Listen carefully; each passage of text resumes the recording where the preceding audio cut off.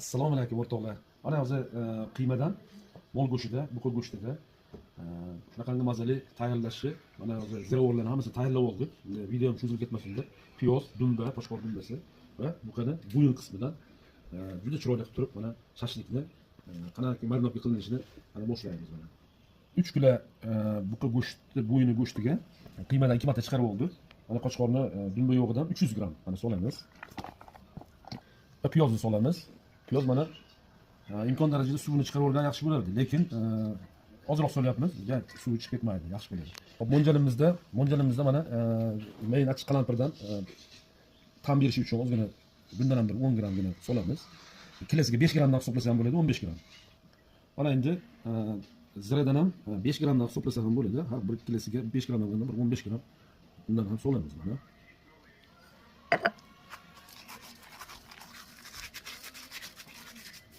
Kashnishdan ham mana har bir kilosiga bundan ham 5 grammdan hisoblaganda bundan ham bir 15 gramm solsak bo'ladi. Mana murchi buni tapga qarab so'naveradi, ko'p solish shart emas. Mana bir 5-10 gramm solib qo'ysak maqsad qilib bo'ladi. Kerakligi bo'lgan mana tuzni o'lchab, ko'z mo'ljallamamda masalan 3 kiloga 10 grammdan bo'lganda 30 gramm, 35, 40 grammgacha solsa bo'laveradi.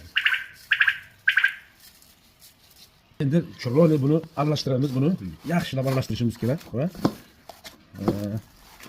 bu bilan yig'lab yaxshilab aralashtiramiz. Imkon darajada yaxshilab.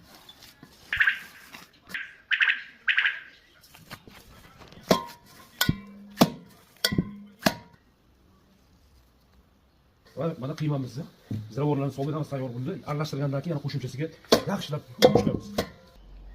Mana endi muzxonadan mana 15-20 minut turgan tingandan keyin buni siqlash jarayoni mana 140 gramm olib va qo'limizni mana ozgina ko'tarib mana boshlaymiz mana.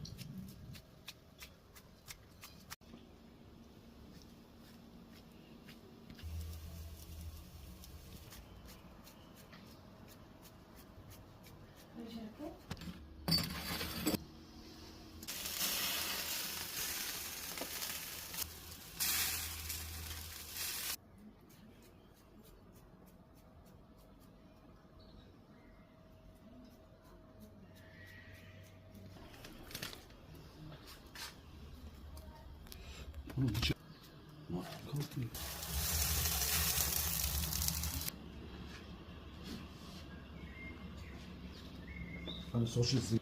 Qani bismillahir rohmanir rohim mana onajonlar enaga, yosh kattalarga juda